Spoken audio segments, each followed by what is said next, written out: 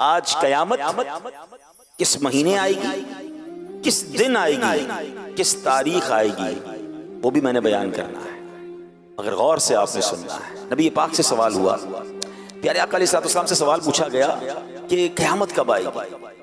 कुरान करीम में यही है, ये क्वेश्चन भी है। कुरान में फरमाया यसअलूनका अनिस्साअति अय्याना मुरसाहा, आपसे कयामत के मुतालिक सवाल करते हैं कि उसके कायम होने का वक्त कब है। सुभान अल्लाह। उस सवाल का जवाब रब्बे करीम ने कुरान में क्या इरशाद फरमाया, ला तअतीकुम इल्ला बग़तह। आसान तर्जमा कुरान कंजुल इरफान, तुम पर वो अचानक ही आ जाएगी। कयामत से पहले कोई अनाउंसमेंट नहीं होगा, कोई प्रेडिक्शन नहीं होगी, कुछ भी नहीं होगा।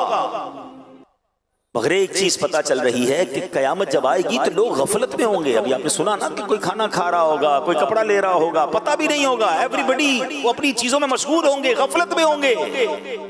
जब लोग इससे बिल्कुल गाफिल होंगे, अपनी मसरूफियत में होंगे, दुनियावी लगन में होंगे, कामों में मगन होंगे, कयामत की तरफ ध्यान ही नहीं होगा, उस वक्त कयामत आ जाएगी।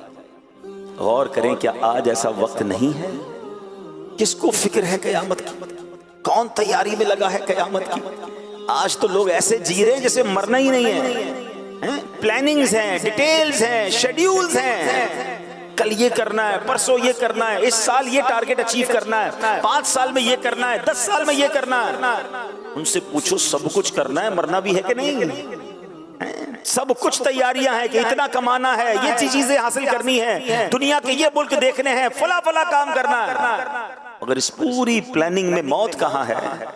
अगर बीच में से मुझे उठा लिया गया, मैं दुनिया से चला गया, तो फिर क्या होगा? क्या उसकी तैयारी है? कब्र की तैयारी है, आखिरत की तैयारी है, कयामत की तैयारी है। सारी जिंदगी खेल कूद, दुनिया के मजे। बड़ी तादाद इस वक्त दुनिया में ऐसे जी रही है कि ना आखिरत की फिक्र है, न कब्र की फिक्र है, न कयामत की फिक्र है।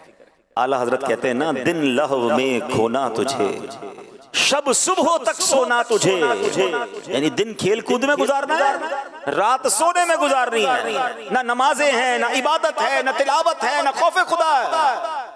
दिन लहव में खोना तुझे, शब सुबह तक सोना तुझे। शर्मे नबी खौफे खुदा, ये भी नहीं वो भी नहीं, कोई टेंशन, कोई फिक्र, कोई खौफे खुदा नहीं। अब आई कुछ बुजुर्गों के वाकयात सुने, उनको कयामत का कैसा ख्याल था। इबादत गुजार थे, नेकूकार थे, मगर किस तरह लरसते थे, किस तरह फिक्र थी उन्हें उस दिन की। सैयद अहमद हर्ब रहमतुल्लाहि तआला अलैह अल्लाह पाक के नेक बंदे थे।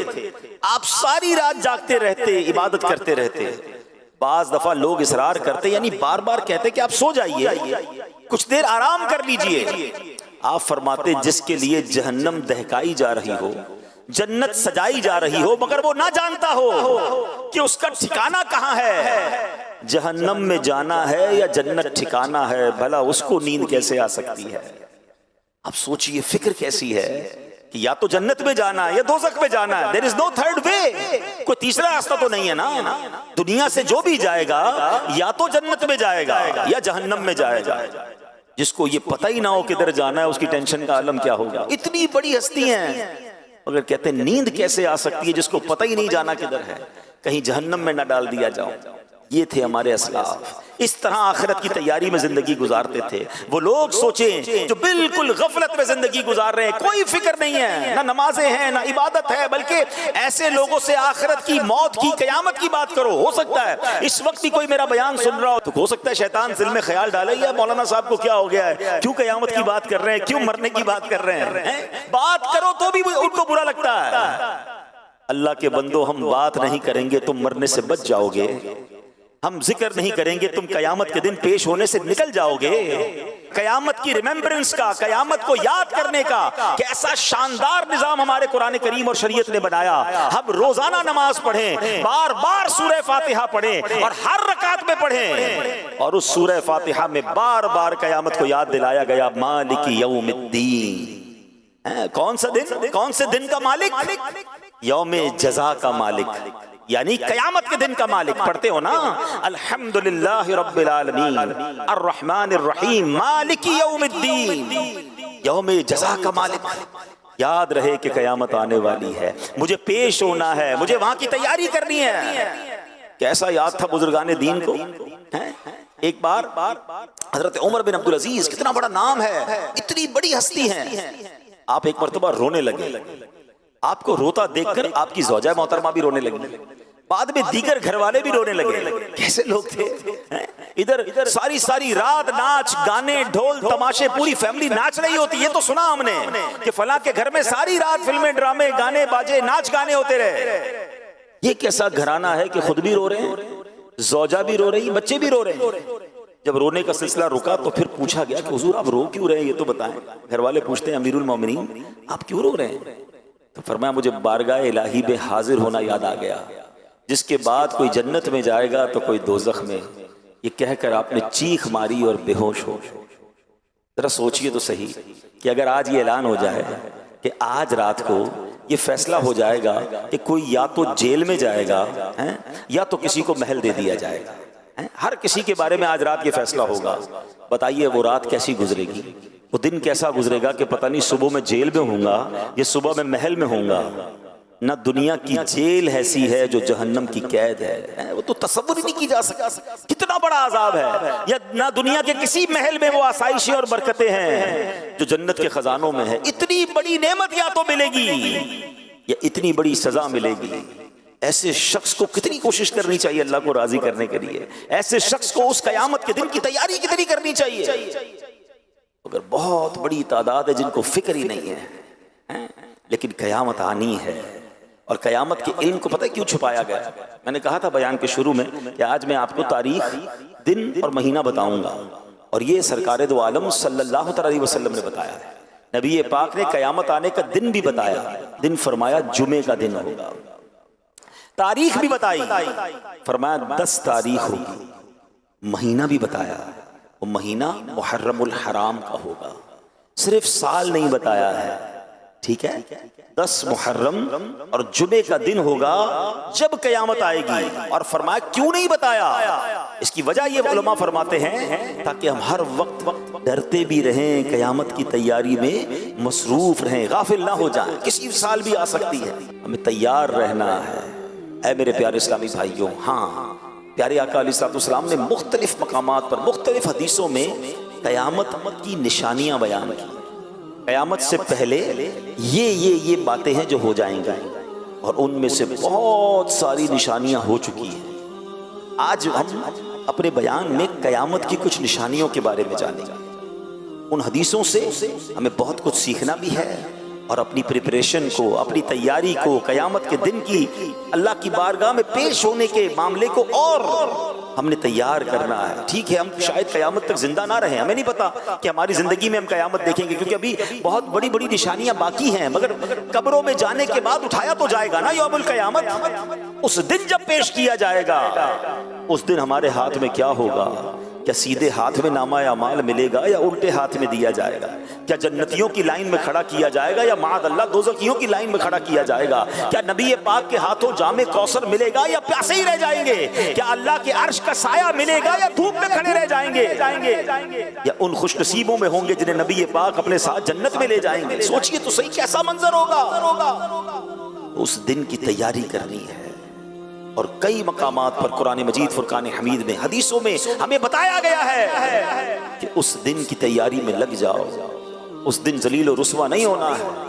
आला हजरत इमाम अहले सुन्नत ने बड़ी प्यारी प्यारी दुआएं अपने अशार में लिखी, और कई बहुत सारे मकामात पर हमें झंझोड़ा भी है, हमें समझाया भी है कि उस दिन की तैयारी कर लो, कहीं उस दिन पशेमान ना हो जाएं, उस दिन मारे ना जाएं।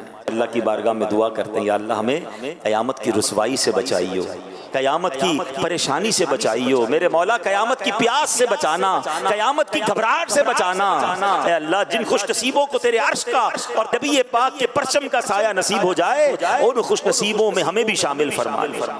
या इलाही गर्मी महशर से जब भड़के बदन, दामने महबूब की ठंडी हवा का साथ हो। या इलाही जब पड़े महशर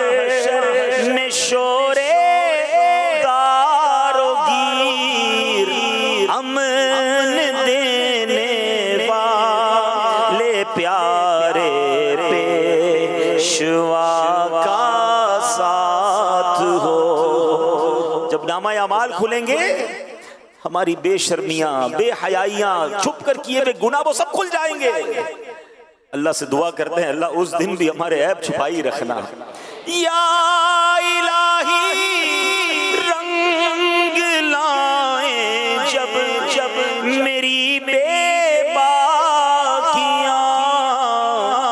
उनकी नीची नीची नजरों की हया का साथ हो। या इलाही जब हिसाबे खंदाए बेजार लाए, चश्मे गिरियाने शफीए मुर्तजा का साथ हो। आमीन आमीन या रब्बल आलमीन। उस दिन की तैयारी करनी है, उस दिन का टारगेट ये होना चाहिए कि मुझे जन्नतियों की लाइन में खड़ा होना है। ऐसी जिंदगी गुजार कर जाऊं कि नामा या माल सीधे हाथ में दिया जाए, उस दिन चेहरा सिया न पड़ जाए, उस दिन नामा या माल खुले तो शर्मिंदगी का सामना ना हो जाए। भाई मेरे प्यारे इस्लामी भाइयों, आइए अब नबी पाक की कुछ हदीसें सुनिए, जिसमें सरकार दो आलम सल्लल्लाहु अलैहि वसल्लम ने कयामत से पहले क्या क्या होना है बयान फरमाया। साहबी रसूल हजरत अबू मूसा अशअरी रदियल्लाहु तआला अन्हु से रिवायत है, रसूल अकरम नूरे मुजस्सम सल्लल्लाहु अलैहि वसल्लम ने फरमाया, कयामत से पहले फितने यूं उठेंगे जैसे रात में तारीकी छा जाती है। उस वक्त आदमी सुबह को मोमिन मगर शाम को काफिर होगा, शाम को मोमिन और सुबह को काफिर होगा। इस दौर में बैठा शख्स खड़े हुए से, खड़ा हुआ चलने वाले से, और चलने वाला दौड़ने वाले से बेहतर होगा। यानी प्यारे इस्लामी भाइयों, बताया कि एक निशानी यह है कि फितनों की कसरत होगी, इतनी कसरत होगी, अल्लाह अकबर। अब ये निशानी कैसे नजर आ रही है? पूरी आबो ताब से ये निशानी पूरी होते हुए नजर आ रही है। कितने फितने हैं, अल्लाह अकबर। कहीं लादीनियत का फितना है, कहीं जनाब इस्लाम के खिलाफ साजिशें हो रही हैं, कहीं मुसलमानों को गैर मुस्लिम बनाने की प्लानिंग हो रही है, मुसलमान बच्चों के दीन ईमान पर कहीं स्कूल कॉलेजेस में निसाब के जरिए हमले हो रहे हैं, दहरियत को फैलाया जा रहा है माअद अल्लाह। कहीं इस्लाम का नाम लेने वाले खत्म नबूवत के बारे में जनाब लोगों का जहन खराब करने की कोशिश कर रहे हैं। कहीं ऐसे हैं जो कलमा तो पढ़ते हैं मगर सहाबा के खिलाफ बातें करते नजर आ रहे हैं, कहीं ऐसे हैं जो कलमा पढ़ते हैं मगर अहले बैत अतहार के खिलाफ बात करते नजर आ रहे हैं। अल्लाह अकबर, इस्लामी लिबादा है, बात कुरान और हदीस की कर रहे हैं और ईमान पर डाका डालने की कोशिश हो रही है। गोया हर तरफ से फितनों का अंबार है और हम हैं कि गफलत में जी रहे हैं, टेंशन ही कोई नहीं है, सबकी सुननी है, सबके पास बैठना है, सबसे दोस्ती लगानी है। अरे जनाब कोई मसला नहीं, मसला है कयामत से पहले। आका फरमाते हाल क्या होगा? कोई सुबह को मोमिन होगा, शाम को काफिर होगा, शाम को मोमिन होगा, सुबह को काफिर होगा। यानी हर तरफ से ईमान के डाकू डाके डाल रहे होंगे। सैयदी आला हजरत इमाम अहले सुन्नत ने 100 साल पहले बात फरमाई थी, कहा सूना जंगल, रात अंधेरी, छाई बदली काली है, सोने वालों जागते रहियो, चोरों की रखवाली है, आंख से काजल साफ चुरा लें या वो चोर बला के हैं, तेरी गठड़ी ताकी है और तूने नींद निकाली है। क्या फरमाया? आंख से काजल चुरा लेंगे। कितना जबरदस्त मुहावरा इस्तेमाल किया। आंख के अंदर लगा हुआ काजल और सुरमा कौन चुरा सकता है? फरमाया ऐसे बला के चोर होंगे तुम्हें पता ही नहीं चलेगा और तुम्हारा माल ले जाएंगे, तुम्हारा ईमान ले जाएंगे, तुम्हारा अकीदा ले जाएंगे, क्योंकि इल्म दीन तो है नहीं, उलमाए किराम की सोहबत है नहीं, दीन पर पुख्तगी का जहन है नहीं, ईमान जनाब कितनी बड़ी चीज है उसकी हिफाजत की फिक्र ही नहीं है। ये सब कुछ हो रहा है और नबी पाक ने 1450 साल पहले कमोबेश बता दिया था कि ऐसे फितने होंगे। मगर क्या हम इस वक्त कॉन्शियस हैं? हम इसमें फिक्रमंद हैं कि मेरा ईमान बच जाए, मेरा अकीदा बच जाए। अच्छा जनाब, मेरा बच गया, मेरे बच्चों का बच जाए।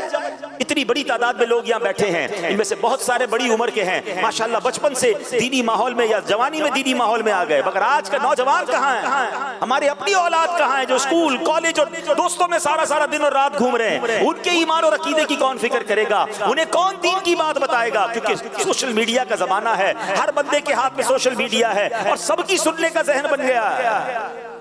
याद रखिएगा कि ये ईमान छीनने की साजिशें हो रही हैं।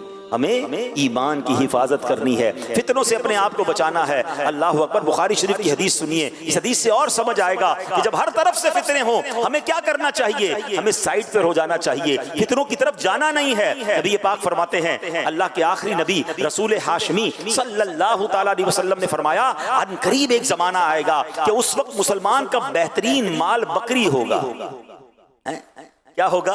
बकरी होगा, ताकि बकरियां लेकर पहाड़ों और बारिश की जगहों की तरफ निकल जाए और फितनों से अपना ईमान बचा ले। अल्लाह अकबर। इस हदीस के तहत उलमा फरमाते इसका मतलब यह है कि कुछ बकरियां हों, गारों की तरफ जाए, वहीं बकरियां चराए, उसी के दूध से अपना गुजारा करे और अपना ईमान बचा ले, यानी फितनों वाली जगह से दूर चला जाए। अल्लाह अकबर। अब इससे हमें आज के दौर में क्या सीखने को मिल रहा है कि जहां फितना है, जहां ईमान के जनाब खिलाफ साजिशें हैं, वहां हमें जाना ही नहीं है। हमें उस गली में क्यों जाना है कि जनाब वहां दीन छीनने का, अकीदा छीनने का डर है। मगर कहते नहीं जनाब, मैं फलां को जरा सर्च तो करूं, उसे तो सुनूं, उसकी गली में जाऊं, उसकी बात तो सुनूं। हदीस क्या कह रही है कि बकरियां लेकर बंदा अकेला चला जाए, ईमान बचा ले।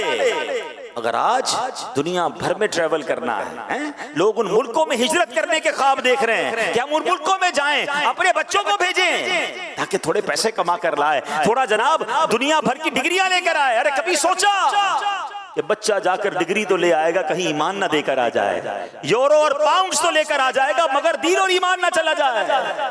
सबसे पहले ईमान है मेरे प्यारे साथी। दुनिया भर में सफर करने वाले, माइग्रेशन के ख्वाब देखने वाले, दुनिया भर के वीजों की लाइन में लगने वाले, एक बात का तो फैसला करो, जिस मुल्क में जा रहे हो, जिस इलाके में जा रहे हो, क्या वहां दीनदार लोग हैं? कहां वहां जाकर मेरा और मेरी औलाद का, मेरी आने वाली नस्लों का ईमान महफूज रहेगा? इसकी कोई टेंशन नहीं है। बताओ उधर पैसे कितने मिलेंगे, उधर जनाब करेंसी कितनी मिलेगी, उधर पासपोर्ट कितना जल्दी मिलेगा, सिर्फ ये सोचना है। बिल्कुल इसी तरह अपने कारोबार, अपनी दोस्तियां करते वक्त, अपनी रिश्तेदारियां करते वक्त सोचिए। लोग कहते हैं खानदान बड़ा है, बच्ची बहुत खुश रहेगी, बेटे की फला खानदान में शादी हो जाएगी, जहेज बड़ा अच्छा आएगा, ताल्लुकात बड़े मजबूत हो जाएंगे, बड़े बड़े खानदान से हमारा जनाब, बड़े कबीले और बड़े जनाब सिटी के लोगों से हमारा रिलेशन हो जाएगा, बड़े ओहदे वाले लोग हैं जनाब, बड़ा नाम है इनका। नाम बड़ा है, घर बड़ा है, गाड़ियां बहुत हैं, पैसा बहुत है, ईमान है कि नहीं, अकीदा दुरुस्त है कि नहीं, कोई नहीं पूछेगा, कोई नहीं सोचेगा। अपनी बेटी जिसके हाथ में दे रहे हो, जिस खानदान वालों के साथ रिश्ता कर रहे हो, कभी सोचा कि उनका अकीदा सहाबा अहले बैत, खुद नबी पाक और अल्लाह के बारे में क्या है? अरे कमाते बहुत हैं, कौन चेक करेगा कि हलाल कमाते हैं या हराम कमाते हैं? अगर सूद का काम करने वाला है तो अल्लाह से जंग करने वाला है ना, है ना? हदीसों में सूद का काम करने वाला कौन है? जैसे उसने अल्लाह से जंग की, अरे जो रब से जंग कर रहा है तुम उससे रिश्ता कर रहे हो, उसने तो बर्बाद होना है। अल्लाह से जंग करके तो कोई नहीं जीत सकता ना।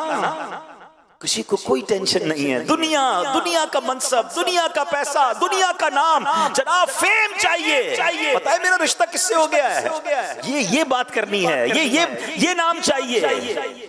ईमान की फिक्र कौन करेगा? ना करो ऐसा। काश ये बात हमारे जहन में बैठ जाए कि रिश्ता करना है, कारोबार करना है, किसी मुल्क में शिफ्ट होना है, इवन पाकिस्तान के किसी इलाके में मुझे माइग्रेट करना है, नया घर लेना है, पहले देखूं आशिकाने रसूल की मस्जिद करीब है कि नहीं, बच्चे पैदा होंगे तो मदरसा करीब है कि नहीं, जहां मेरे बच्चों का दीन, ईमान और अकीदा महफूज रहेगा। अरे आज मैं हूं, मेरे बच्चों को संभाल रहा हूं, कल मेरी आंखें बंद होनी है, मुझे दुनिया से जाना है, मेरे बाद मेरे बच्चों का क्या होगा, मेरे बच्चों के बच्चों का उस मुल्क और उस इलाके में क्या होगा, कोई नहीं सोच रहा।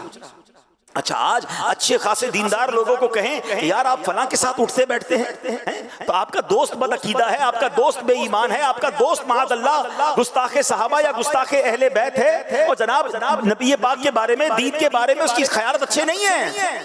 तो लोग कहते हैं जनाब उसका अपना अकीदा, मेरा अपना अकीदा, मैं तो सिर्फ दोस्ती करता हूं, हम साथ खाते पीते हैं, हमारा कारोबार है, हमारा उठना बैठना है। मुझे एक बात बताओ, आपके वालिदैन को कोई गालियां दे, आपके माँ बाप को कोई बुरा भला कहे, क्या उसके साथ भी ऐसी दोस्ती लगाओगे? नहीं, उसका तो मैं मुंह देखना पसंद ना करूं हैं। और सहाबा और अहले बैत के बारे में कैसी भी कोई बात कर ले, मेरा दोस्त बन सकता है? मिलना नहीं कयामत के दिन, सहाबा को मुंह नहीं दिखाना है, इमाम हुसैन के कदमों में जाना नहीं है, पंजतन पाक की गुलामी नहीं इख्तियार करनी। क्या करोगे ये दोस्तियां? यानी इतना इतना सब कुछ हल्का हो गया हमारे लिए कि दीन, ईमान, अकीदा, बिलीव्स कुछ भी नहीं, सिर्फ दुनिया की दोस्ती, सिर्फ थोड़े पैसे, सिर्फ थोड़े ताल्लुका।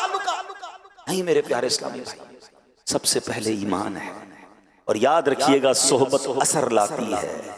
हाँ, बुरी सोहबत तुम्हें बुरा बना देगी, अच्छी सोहबत तुझे अच्छा बना देगी। अच्छों के साथ बैठें, आशिकान रसूल के साथ बैठें, खौफ खुदा वालों के साथ बैठें, मजबूत मुसलमानों के साथ जिनका अकीदा और ईमान मजबूत है, उनसे दोस्ती करनी है, उनसे रिश्ता करना है, उनके साथ रहना है। हदीस पाक में तो फरमाया, दुनिया वालों को छोड़ के गार में चला जाए, बकरियां लेके चला जाए, ईमान बचाए। हम ये तो नहीं कर रहे इस दुनिया में, लेकिन कम से कम बुरे लोगों से तो अलग हो जाएं, बुरे माहौल से तो अलग हो जाएं। और ये फितरों का दौर आ चुका है। हमें नहीं पता कि हमारे घर में, हमारी फैमिली में सबके पास मोबाइल है, कौन अपने मोबाइल पर क्या देख रहा है और किस तरह उसका ईमान छीना जा रहा है। सोने वालों, जागते रहियो, चोरों की रखवाली है। खुदा की कसम, इस पुरफितन दौर में दावत इस्लामी एक ऐसी छतरी है, एक ऐसी अम्ब्रेला है। काश मैं अपने फैमिली, अपने बच्चे, अपने घर वालों को लेकर बस इस माहौल की, इस खूबसूरत छतरी के, अमीर अहले सुन्नत के फैजान की छतरी के नीचे आ जाऊं कि मेरा भी ईमान बच जाए, मेरे बच्चों का ईमान भी बच जाए, ये इसी माहौल में पले बढ़े, मेरी नस्लें भी यहीं रहें, ताकि किसी तरह आने वाली नस्लों के ईमान पर भी कोई ईमान का डाकू डाका ना डाल सके। ये करना किसकी जिम्मेदारी? हम सब की जिम्मेदारी है। हम ये तो फिक्र करते हैं कि जनाब घर बचा रहे, पैसे बच जाएं, अपनी प्रॉपर्टी महफूज रहे, हर चीज की हिफाजत की फिक्र करते हैं। सबसे पहले ईमान की हिफाजत की फिक्र करनी होगी। ऐ मेरे प्यारे इस्लामी भाइयों, कयामत की ये निशानी हमारे दरमियान है, हमें सोचना होगा। आइए एक और कयामत की निशानी सुनते हैं। बुखारी शरीफ की हदीस है, रसूल ज़ीशान मक्की मदनी सुल्तान सल्लल्लाहु अलैहि वसल्लम ने फरमाया, कयामत की निशानियों में से है, इल्म उठ जाएगा, जहालत आम हो जाएगी। अल्लाह अकबर, क्या ये निशानी नहीं आ गई है? कैसा इल्म उठ गया है? हकीकी इल्म कहाँ है? कौन कुरान पढ़ रहा है? कौन कुरान का तर्जमा और तफसीर पढ़ रहा है? कितने लोग हैं जो हदीस का इल्म जानते हैं? कितने लोग हैं जो किताबों से दोस्ती रखते हैं? आज किसके पास टाइम है जनाब? सारी रात सोशल मीडिया पे गुजारने के लिए वक्त है। मोबाइल हाथ में दे दो, बैटरी खत्म हो जाएगी, पैकेज खत्म हो जाएगा, मोबाइल छोड़ने के लिए तैयार नहीं है। लोगों की आंखें और कान खराब होने लग गए हैं, इतना मोबाइल इस्तेमाल करना है। मुझे थोड़े अरसा पहले एक साहब मिले, अरबोपति हैं जनाब, बैरून मुल्क में रहते हैं, उनके हाथ पे पट्टी हुई थी। तो मैंने कहा खैरियत तो है, क्या हो गया? कहा डॉक्टर ने बताया मेरा इतना मोबाइल फोन का यूजेज है कि मेरे जो अंगूठे हैं और मेरी जो ये शहादत की उंगली है, इस पे जनाब दर्द होने लग गया है। उसने मुझे नई बात बताई और मैंने भी बात पे गौर किया। बात तो ठीक कह रहा है अंगूठा जो है ना, रब ने क्यों बनाया? इसका बहुत ज्यादा यूज नहीं है। आप देखिए हमारे पूरे दिन में हमारे अंगूठे का पहले इतना इस्तेमाल नहीं होता था, मगर जब से मोबाइल आया है, हर वक्त जिसने मोबाइल यूज करना है, सबसे ज्यादा जो इस्तेमाल हो रहे हैं वो थम्स इस्तेमाल हो रहे हैं। कहते मेरे थम्स में दर्द होने लग गया, पता चला कि इसके साथ कोई नस है, वो उसको प्रॉब्लम आने लग गई है। उन्होंने मना कर दिया मुझे मोबाइल फोन को, अब मैं दूसरी उंगलियों से मोबाइल फोन यूज कर रहा हूं। यानी इतना यूजेज हो गया है कि लोगों की बॉडी के अंदर चेंज आने लग गया है। इंसान इस मोबाइल के साथ, गैजेट्स के साथ इतना यूज्ड टू हो गया है, लेकिन कुरान के साथ, इल्म के साथ, दीन के साथ, शरीयत के साथ हैं, बेसिक्स ऑफ दीन नॉलेज नहीं, दीन की नॉलेज नहीं पता है। नमाज पढ़ रहे हैं, नमाज के फर्ज कितने नहीं पता, नमाज की शराइत कितनी नहीं पता। अच्छा वुजू रोज कर रहे हैं तो वुजू के फराइज नहीं पता। मुसलमान बालिग हो गया, अब गुस्ल करना जरूरी है, अब जब भी उसको गुस्ल की जरूरत है, वाजिब हो गया गुस्ल, तो प्रॉपर गुस्ल नहीं करेगा तो जनाब पाक नहीं होगा। गुस्ल के फराइज नहीं पता। घर में किसी की मैयत हो जाए, जनाजा पढ़ना नहीं आता, मैयत को गुस्ल देना नहीं आता, जो बेसिक्स हैं। मैं बहुत डीपली नॉलेज की बात ही नहीं कर रहा। कुरान पढ़ना है, तलफ्फुज़ दुरुस्त नहीं है, मखारिज ठीक नहीं है, और जनाब दुनिया भर की नॉलेज है, दुनिया भर के सॉफ्टवेयर हैं, सारी रात मोबाइल पर बैठना है। अब तो मोबाइल थक जाता है, बताता है कितना यूज कर लिया है। इतना टाइम इसके लिए है, दुनिया के लिए है, घूमने फिरने के लिए, स्पोर्ट्स के लिए है, सियासत के लिए है। टाइम नहीं है तो इल्म के लिए नहीं है। बताओ ना, ये क़यामत की निशानी कैसे पूरी होती जा रही है कि इल्म उठ जाएगा और जहालत आम हो जाएगी। कुरान मजीद फुरकान हमीद में बनी इसराइल के वो लोग जो गुमराह हुए, उनको ईमान नसीब नहीं हुआ, उसके बारे में कुरान क्या फरमाता है, रीजन क्या बयान किया कुरान ने, एक सबब बयान किया, वमिनहुम उम्मियून ला यअलमूनल किताब इल्ला अमानी। आसान तर्जुमा कुरान कंजुल इरफान। और उनमें कुछ अनपढ़ हैं जो किताब को नहीं जानते मगर जबानी पढ़ लेना या कुछ अपनी मन घड़त, यानी पता चला किताब से जाहिल होना, मसलन कुरान करीम न सीखना, हदीसें न सीखना, आशिकाने रसूल उलमाए किराम की किताबों की बजाय बस सुनी सुनाई बातों पर चलते रहना, इसी को इल्म और तहकीक का मयार बना लेना, ये भी एक तरह की जहालत है जो गुमराही का सबब बन जाती है। अल्लाह अकबर। आज ये बात आम है, दीन सारे का सारा अरबी जबान में है, मगर हालत ये है अरबी की एक अलिफ भी नहीं आती। कुरान करीम जो अरबी जबान में है, हदीसें जो अरबी जबान में है, पढ़नी नहीं आती। लोग बस जनाब सोशल मीडिया पर लगे हुए हैं। अब तो जनाब ये आलम है कि किसी को किताब पढ़कर रेफरेंस के साथ हदीस बताओ कि जनाब इस रेफरेंस के साथ ये हदीस है, कहता है मैं गूगल पर जाकर सर्च करूंगा, मैं पहले जाकर वहां जाकर सर्च करूंगा। अरे जनाब बताओ ये सॉफ्टवेयर बनाने वाले कौन हैं? क्या ये मुसलमान हैं? बहुत सारे ऐसे सॉफ्टवेयर हैं जहां इस्लाम की मालूमात लो तो गलत लोगों की किताबें, बेदीन लोगों की किताबें, माअल्लाह कुरान पाक तहरीफ शुदा कुरान में चेंज करके वो डाले गए सोशल मीडिया पे, ताकि आज का नौजवान कुरान सर्च करे तो कुछ और नजर आ जाए। अल्लाह अकबर। ये भी ख्याल नहीं है कि सर्च भी करना है तो जनाब कौन सी ऐसी वेबसाइट्स हैं, कौन से ऐसे सोशल मीडिया प्लेटफॉर्म्स हैं जहां मुझे ऑथेंटिक और सेहतमंद और बिल्कुल मुस्तनद मवाद मिलेगा, जहां से मुझे आशिकान रसूल उलमा की किताबें पढ़ने को मिलेंगी। नहीं जनाब, जो सर्च करके गूगल ने बता दिया, जो सर्च करके मसला मिल गया। अब पता चला कि मुफ्ती साहब से नहीं पूछना है, इंटरनेट से पूछना है कि बताओ आज मैंने नमाज में क्या पढ़ना है, बताओ मेरे साथ ये मामला हो गया है, और जो जवाब आ गया उस पर अमल करना है।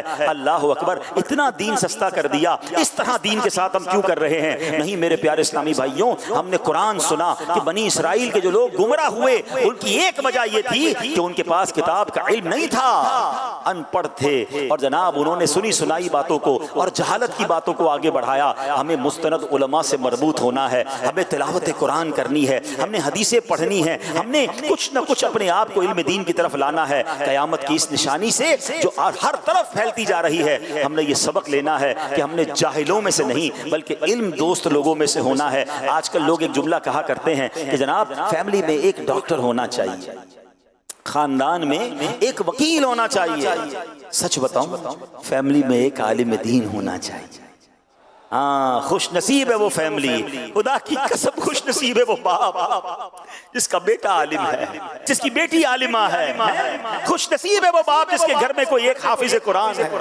ऐसे अल्हम्दुलिल्लाह कितने खानदान दावत इस्लामी में मिलते हैं। कभी कभी तो रश्क आता है, एक बाप है 3 बेटे हैं, तीनों आलिम दीन हैं, एक बाप है 4 बेटे हैं, चारों आलिम दीन हैं, एक बेटा दारुल इफ्ता में है, कोई बेटा इमामत कर रहा है, कोई बेटा दीन का काम कर रहा है। कितना खुश नसीब है वो वालिद कि जिसके घर में बेटी आलिमा है। अल्लाह अकबर। हदीसों में आप फजाइल तो पढ़ें यार, दुनिया में कितनी लोग डिग्रियां लेने के लिए दिन रात भाग रहे हैं। यकीनन दावत इस्लामी वाले दुनियावी तालीम के खिलाफ नहीं है, मगर मुझे एक बात तो बताएं, पहले तो मैं मुसलमान हूं ना, मैंने नबी पाक का कलमा पढ़ा है। अरे जितनी कोशिश बच्चे की डिग्री के लिए करते हैं, जितनी कोशिश बच्चे को दुनिया की तालीम के लिए करते हैं, थोड़ा तो इल्म दीन सिखा दो। याद रखिएगा, मरने के बाद मेरा कोई बच्चा MBBS की किताब खोलकर, लॉ की बुक खोलकर या दुनिया की PhD की डिग्री लेकर मुझे इसाले सवाब नहीं करेगा। अगर मेरे बच्चे को कुरान पढ़ना आता होगा, अगर मेरी औलाद को हदीस और जनाब दुरूद पाक और दीन की बातें आती होंगी, तो वो मुझे मरने के बाद दुआओं में याद रखेंगे। मैं आपको एक सही मशवरा देना चाहता हूं, कम से कम एक काम कर दो, अपनी औलाद को जीते जी नमाजी बना जाना। खुश नसीब है वो वालिदैन जिसके बच्चे नमाजी हैं। बाद में आपके बच्चे बेशक अलग से आपके लिए दुआ करें ना करें, अगर मेरा बेटा नमाजी है, मेरी बेटी नमाजी है, सुनो जब वो नमाज पढ़ेंगे ना, वुजू के आलम में किबला रू होकर अल्लाह की बारगाह में अत्तहियात में बैठकर रोजाना फजर में मेरे लिए दुआ करेंगे, रब्बना इग़फिरली वली वालिदैया वलिल मुमिनीना यौम यक़ूमुल हिसाब। जब ज़ोहर की नमाज पढ़ेंगे, जितनी बार कायदा अखीरा में बैठेंगे, फिर मेरे किबला रू बैठेंगे, फिर बावुजू होंगे, मेरा बेटा मेरे लिए दुआ कर रहा होगा, अल्लाह मेरे मरहूम वालिद को बख्श दे। जब वो असर पड़ेगा दुआ करेगा, मगरिब पढ़ेंगे दुआ करेंगे, इशा पढ़ेंगे, जितनी रकतों में कायदा आखिरा करेंगे, हर बार वालिदैन के लिए दुआ हो रही है। अरे इससे बढ़कर बाप को क्या चाहिए, इससे बढ़कर माँ को क्या चाहिए कि बच्चा नमाजें पढ़ी जा रहा है और कब्र में उसके लिए सवाब के तोहफे पहुंच रहे हैं कि तेरा बेटा तेरे लिए दुआ कर रहा है, तेरी बेटी दुआ कर रही है। नहीं नहीं, आज हमें नमाजों की कहाँ फिक्र है। अरे माँ बाप खुद नमाज नहीं पढ़ रहे, उनको क्या फिक्र कि फजर की नमाज बच्चों ने पढ़ी कि नहीं, जोहर पढ़ी कि नहीं, असर पढ़ी कि नहीं, जनाब पैसे कितने लाया, डिग्री कौन सी हासिल की।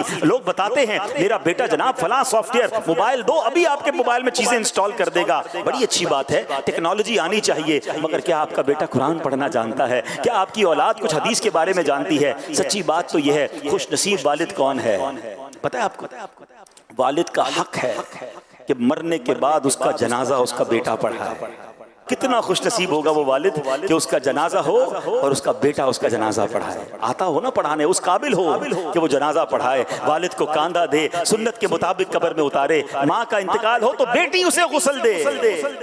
बताइए ऐसी औलाद कर ली तैयार हम कि हमारे जाने के बाद हमारी औलाद हमारा जनाजा पढ़ा सके, हमारी औलाद हमें कब्र में उतार सके, हमारी औलाद हमें इसाले सवाब कर सके।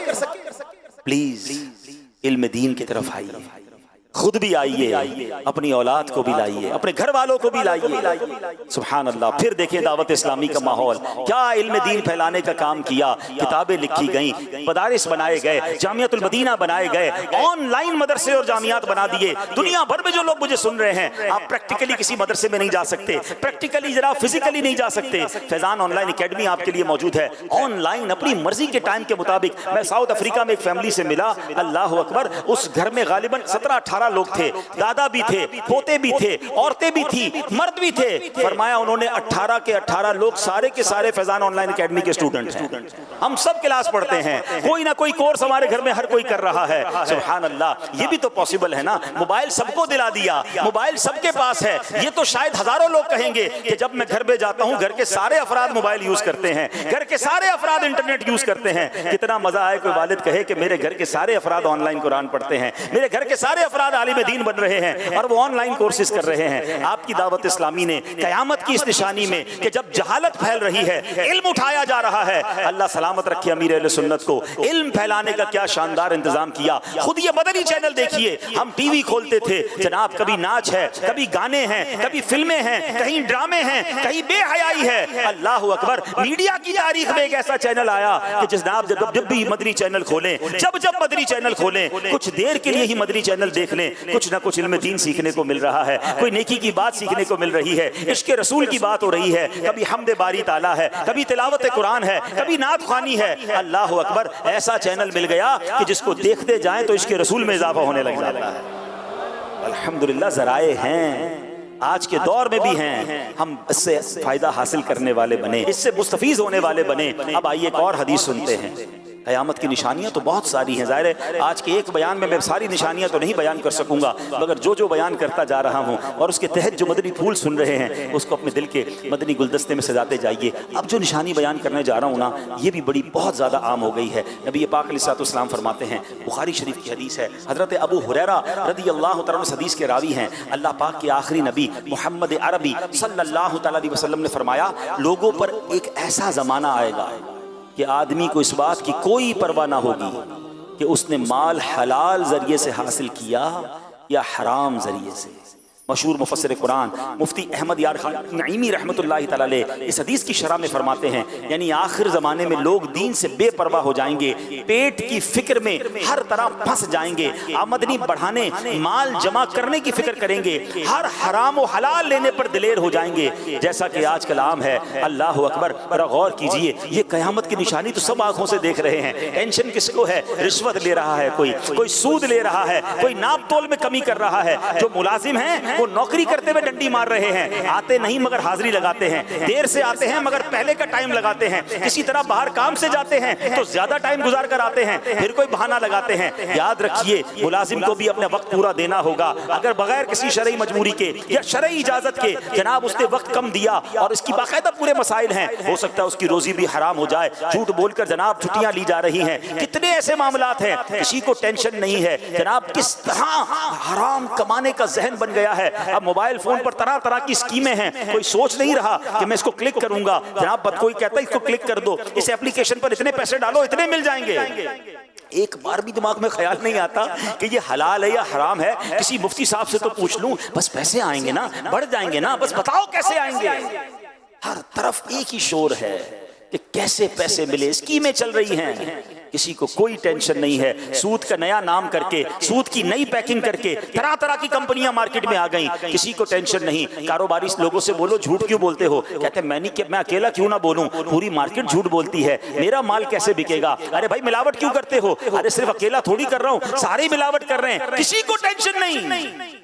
और यही तो कयामत की निशानी नबी पाक ने फरमाई ना, माल की फिक्र होगी, कोई नहीं सोचेगा कि हलाल से कमा रहा है या हराम से कमा रहा है। ए हराम कमाने वालों, याद रखिए जिसके पेट में हराम का लुकमा जाता है ना, 40 दिन तक उसकी दुआएं कबूल नहीं होती, इबादतें कबूल नहीं होती। लोग कहते हैं कि यार दुआ कबूल नहीं हो रही, टेंशन खत्म नहीं हो रही, बरकत नहीं हो रही, घर में टेंशनें बहुत हैं, पैसे बहुत हैं, सुकून नहीं है। सोचो तो सही, हलाल है या हराम है। आप अपने बच्चों को कोई हराम तो नहीं खिला रहे। एक बार हज़रत मूसा अला नबीना वालेकुम ने एक शख्स को देखा, रो रो कर अल्लाह की बारगाह में दुआ कर रहा था, या अल्लाह या अल्लाह या अल्लाह पुकार रहा था रब। हजरत मूसा तो कलीमुल्लाह, अल्लाह की बारगाह में अर्ज की, या अल्लाह इसकी दुआ कबूल कर ले, इतना रो रहा है। इरशाद बारी हुआ, ए मूसा ये इतना रोए कि रोते रोते मर जाए, इतने हाथ उठाए कि इसके हाथ आसमान को छू जाए, मैंने इसकी दुआ कबूल नहीं करनी। अर्ज की मौला क्या वजह है, इतना रो रहा है, इसकी दुआ कबूल क्यों नहीं होगी। इरशाद हुआ, ए मूसा ये जो खाता है वो हराम है, ये जो पहनता है वो हराम है, कमा लो हराम। अगर अल्लाह ही नाराज हो गया तो क्या करेंगे इस पैसे का। शिफा तो रब ने देनी है ना, पैसे तुम्हारे पास हो और बीमारियां घर में हो, पैसा बहुत सारा हो, सुकून भी तो रब ने देना है, सुकून ही चला गया तो क्या करोगे। यही पैसा कब्र में आग बन गया तो क्या करोगे। शैतान दिमाग में ख्याल डालता है थोड़े हराम कमा लो, थोड़े झूठ बोलकर कमा लो, फिर सदका दे देंगे, खैरात कर लेंगे, गरीबों की मदद कर लेंगे। ये शैतान ने बड़ा खतरनाक बार खेला है। लोग समझते जनाब बराबर हो जाएगा, नहीं होगा बराबर। याद कर लो, अल्लाह पाक है और पाक माल ही कबूल फरमाता है, हराम का सदका कबूल नहीं। अल्लाह को हमारे सदकों की जरूरत थोड़ी है। लोग कहते हैं मैं गलत काम करता हूं मगर गरीबों की बड़ी मदद करता हूं, अल्लाह को कोई जरूरत नहीं है आपकी इस नेकी की। आप हराम कमा कर रब को नाराज कर रहे हैं। हलाल थोड़ा भी हो अल्लाह उसमें कैसी बरकत डालता है। आइए मैं आपको एक वाकया सुनाता हूं। मुल्ला जीवन रहमतुल्लाहि तआला अलैह एक बड़े आलिम थे, मुगलिया सल्तनत के, अपने जमाने के मुजद्दिद औरंगजेब आलमगीर के उस्ताद थे रहमतुल्लाहि तआला अलैह। एक मरतबा औरंगजेब आलमगीर ने अपने उस्ताद की घर पर दावत की, घर पर बुलाया, बड़ी इज्जत से पेश आए। बादशाह भी थे और उस्ताद साहब आए थे, यानी बादशाह के उस्ताद थे आप। मगर बादशाह ने 2 आने, दुवन्नी कहते थे उस जमाने में, दुवन्नी जो है मुल्ला जीवन को दे दी। हालांकि बादशाह तो बहुत सारा माल दे सकता था। तो अब उस जमाने में, अब आज के दौर में तो आने नहीं है, मतलब 1 रुपए में 16 आने थे, 1 रुपए के 16 आने बनते थे, उसमें से 2 आने दिए अपने उस्ताद साहब ने। कुछ नहीं कहा, चले गए। थोड़े अरसे बाद औरंगजेब को पता चला कि मुल्ला जीवन तो बड़े पैसे वाले हो गए, मालदार हो गए।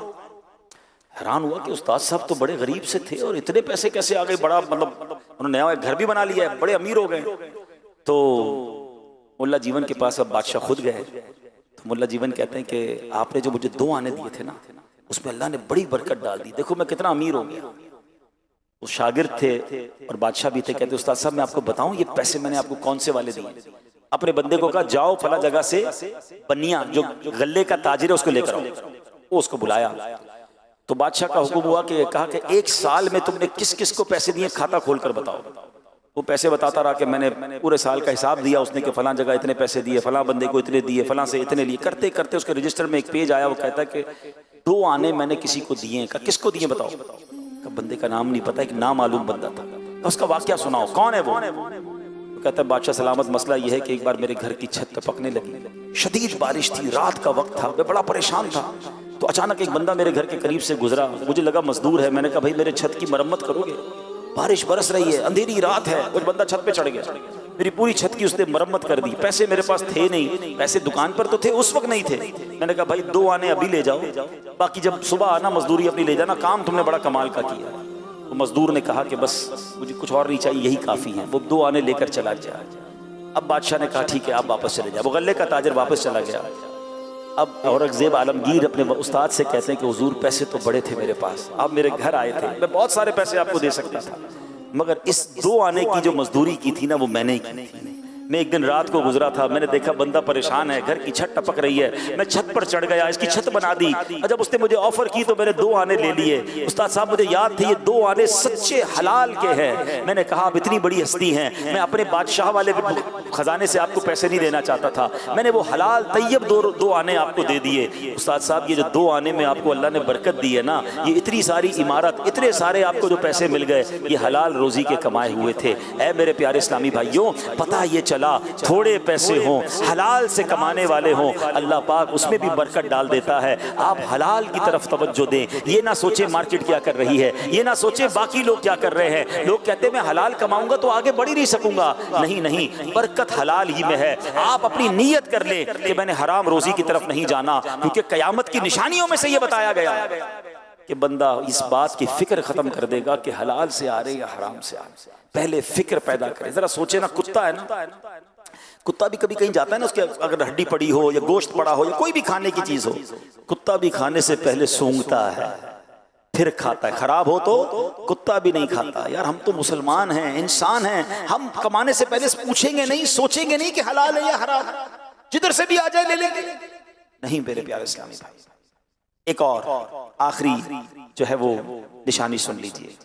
नबी पाक अलैहिस्सलाम फरमाते हैं एक मरतबा जिब्रील अमीन अलैहिस्सलाम इंसानी शक्ल में बारगाह रिसालत में हाजिर हुए। आपने प्यारे आका अलैहिस्सलाम से चंद सवाल पूछे, नबी पाक अलैहिस्सलाम ने जवाब इरशाद फरमाए। उनमें से एक सवाल पूछा कि या रसूल अल्लाह, कयामत की चंद निशानियां बयान कीजिए। प्यारे आका अलैहिस्सलाम ने एक निशानी बताते हुए फरमाया, अनतलिदल अमतु रब्बतहा, यानी कयामत की निशानियों में से एक निशानी यह है कि औरत अपने आका को जन्म देगी, औरत अपने आका को जन्म देगी। उलमाए किराम ने इसका मतलब ये बताया। अब देखिए ये उलमाए किराम कितनी कमाल की हस्तियां हैं, हम जैसा नॉर्मल आदमी हदीस पढ़े तो समझ ही नहीं आती कि औरत आका को कैसे जन्म दे। लोग कहते खुद ही कुरान पढ़ लो, खुद ही हदीस पढ़ लो, क्या जरूरत है उलमा की। अरे उलमा नहीं होंगे तो समझाएगा कौन हमें, इसको इंटरप्रेट कौन करेगा, इसकी शरह कौन बयान करेगा। इस एक हदीस का माना देखिए किस शानदार अंदाज में शारिहीन ने लिखा। उलमा कहते हैं कुर्बे कयामत जब होगी तो माँ बाप की कदर बिल्कुल नहीं होगी, औलाद अपने वालिदैन पर ऐसे हुक्म चलाएगी कि वालिद गुलाम होगा, माँ गुलाम होगी, जैसे औलाद आका है। इसका मतलब यह है कि बच्चे माँ बाप के आका बन जाएंगे और माँ बाप को गुलाम बनाएंगे। सच बताओ क्या आज ये हाल नहीं हो गया? माँ बाप से किस तरह औलाद बात कर रही है। आज बड़े होके बूढ़े माँ बाप को बेटा कहता है अब्बू आपको नहीं पता, बेटी कहती है अम्मी आपको क्या मालूम, खामोश बैठे हैं, आपको जमाने के बारे में नहीं पता। बेटा कहता है मेरे पैसे हैं, मैंने कमाए हैं, अब्बू आपने क्या किया मेरे लिए। आज उसूल यकीन मानिए उलमा ने किताबों में लिखा, हदीसों की शरह के तहत लिखा कि माँ बाप का अदब यह है कि बेटा बाप के आगे ऐसे रहे जैसे गुलाम आका के आगे रहता है। बेटा हर वक्त इस फिक्र में रहे और तैयार रहे कि आका का हुक्म होगा तो गुलाम की तरह अपने वालिद की खिदमत करूं। हक तो यह है बेटे के ऊपर वालिद का, मगर बदकिस्मती यह है कि आज बूढ़ा बाप बेटे का गुलाम बना हुआ है। ऐसा हाल नहीं किया औलाद ने है? आज बाप को कहते मेरे पास टाइम नहीं है, आज बाप बेटे से कहता है बेटा थोड़े पैसे दे दो, बेटा कहता है टाइम नहीं है, बेटा मेरा फला काम कर दो, अब्बू मेरे पास टाइम नहीं है, अपनी फिक्र खुद करो, मैं नहीं करता तुम्हारे लिए। अल्लाह अकबर, इस औलाद को मरना नहीं है, अल्लाह को जवाब नहीं देना, इस तरह अपने वालिदैन के साथ हाल किया गया है। सुनिए कुरान मजीद फुरकान हमीद में किस वाज़े अंदाज में वालिदैन के हुकूक बयान हुए। अल्लाह कुरान में फरमाता है अनिश्कुर ली वली वालिदैका, कि मेरा और अपने वालिदैन का शुक्र अदा करो। अल्लाह ने अपना शुक्र अदा करने के साथ साथ वालिदैन का शुक्र अदा करने का फरमाया। एक मकाम पर इरशाद फरमाया वक़दा रब्बुका अल्ला तअबुदू इल्ला इय्याहु व बिल वालिदैनि इहसाना, और तुम्हारे रब ने हुक्म फरमाया कि उसके सिवा किसी की इबादत न करो और माँ बाप के साथ अच्छा सलूक करो। जरा गौर कीजिए मकाम कितना बुलंद है माँ बाप का। अल्लाह पाक ने हुक्म दिया ऐ बंदो मेरा शुक्र अदा करो, मेरी इबादत करो। साथ ही इसी हुक्म के साथ एक और हुक्म जोड़ दिया, फरमाया मेरे शुक्र के साथ वालिदैन का शुक्र भी अदा करो, मेरी इबादत के साथ साथ वालिदैन के साथ नेक सलूक करो। इससे मालूम हुआ जिस तरह अल्लाह पाक की इबादत से मुंह फेरना बड़ी महरूमी है, यूं ही वालिदैन की बेअदबी करना भी बहुत बड़ा गुनाह है। आला हजरत इमाम अहले सुन्नत तहरीर फरमाते हैं, बाप की नाफरमानी अल्लाह जब्बार व कहार की नाफरमानी है, और बाप की नाराजी अल्लाह जब्बार व कहार की नाराजी है। आदमी माँ बाप को राजी करे तो वो उसके लिए जन्नत है, और नाराज करे तो वही उसके लिए दोज़ख है। जब तक बाप को राजी ना करेगा उनका कोई फर्ज, कोई नफल, कोई नेक अमल असलन यानी बिल्कुल मकबूल नहीं। अज़ाब आखिरत के अलावा दुनिया ही में जीते जी सख्त बला यानी शदीद आफत नाजिल होगी। मरते वक्त माअज़ल्लाह कलमा नसीब ना होने का खौफ है। ऐ मेरे प्यारे इस्लामी भाई, गौर कीजिए आज क्या हाल है। आज माँ बाप के साथ जो बुरा सलूक कर रहे, खुदा के वास्ते ऐसा ना करें।